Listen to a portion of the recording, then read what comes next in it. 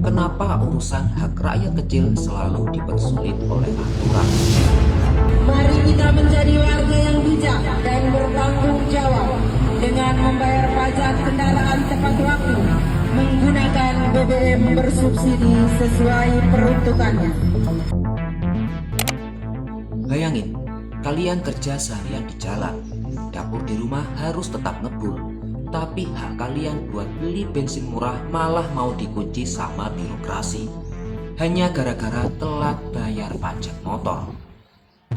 Sebuah pertanyaan besar, pemerintah dan para pejabat yang kita pilih saat ini, itu tugasnya mensejahterakan rakyat atau cuma sibuk kejar target setoran? Isu ini lagi viral dan bikin sebagian netizen geram. Berdasarkan laporan dari CNN Indonesia, rencana kebijakan nempel stiker larangan beli BBM subsidi buat motor yang mati pajak langsung panen kritik pedas dari akademisi. Mereka menilai kebijakan ini bisa salah sasaran dan bisa mencederai kesejahteraan rakyat. Ini sinyal yang bahaya banget. Bagaimana bisa hak dasar kita untuk dapat energi dijadikan alat sandera oleh birokrasi? Fokus pemerintah sekarang kelihatannya sudah bergeser. Isi kas daerah lebih diutamakan daripada kesejahteraan dan isi dompet rakyat kecil yang makin seret. Bagi jutaan pekerja informal, mulai dari ojol, kurir, sampai pedagang keliling, motor itu bukan lagi barang mewah. Motor itu adalah alat produksi utama buat cari sesuap nasi. Kalau akses bensin subsidi dipotong, bukan cuma mobilitas mereka yang lumpuh, tapi daya beli keluarga mereka langsung hancur. Logikanya sederhana, pendapatan harian pekerja kelas bawah sekarang sudah habis duluan buat makan dan biaya sekolah anak akibat inflasi. Kalau mereka telat bayar pajak motor, itu bukan karena mereka mau membangkang, tapi karena uangnya terpaksa dipakai buat bertahan hidup hari itu juga.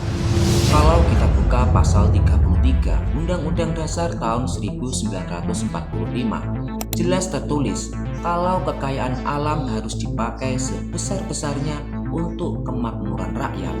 Subsidi bensin itu adalah hak konstitusi kita. Pajak itu cuma alat, sedangkan kesejahteraan adalah tujuan utama. Kok bisa logikanya dibalik? Alatnya malah dipakai buat menghancurkan tujuan utamanya. Apalagi saat ini rakyat melihat ada jurang pemisah yang jomplang banget dalam aturan. Sama rakyat kecil yang pakai motor tua, birokrasi galaknya minta ampun.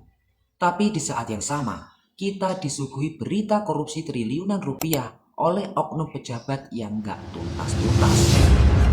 Uang pajak diperas dari keringat rakyat, tapi ujung-ujungnya malah dimaling. Ditambah lagi fasilitas publik masih banyak yang amburadul. Gimana rakyat gak krisis kepercayaan? Selain itu, bukankah penunggak pajak kendaraan bermotor secara hukum sudah dijatuhi sanksi berupa denda administrasi saat mereka memperpanjang STNK? Pemerintah sering bilang, kalau mau pakai fasilitas negara, ya wajib bayar pajak. Tapi aturan mainnya nggak bisa sepihak. Rakyat wajib bayar pajak kalau negara sudah becus kasih jaminan hidup, kasih kepastian hukum, dan bersih dari lingkaran korupsi. Harusnya sebelum menuntut kepatuhan total, bersihkan dulu kebocoran anggaran. Kalau korupsi bisa ditekan, negara nggak akan kekurangan dana dan nggak harus menyandera hak energi masyarakat. Melarang penunggak pajak untuk membeli bensin subsidi justru memotong potensi pendapatan mereka. Gimana rakyat mau bayar pajak kalau cari duitnya saja sudah dipersulit? Negara itu harusnya hadir mempermudah aturan, bukan malah pasang barikade sanksi yang kaku. Ketika urusan perut, energi, kesehatan, dan pendidikan rakyat sudah stabil, kepatuhan pajak itu akan tumbuh organik tanpa perlu diancam pakai stiker di pom bensin.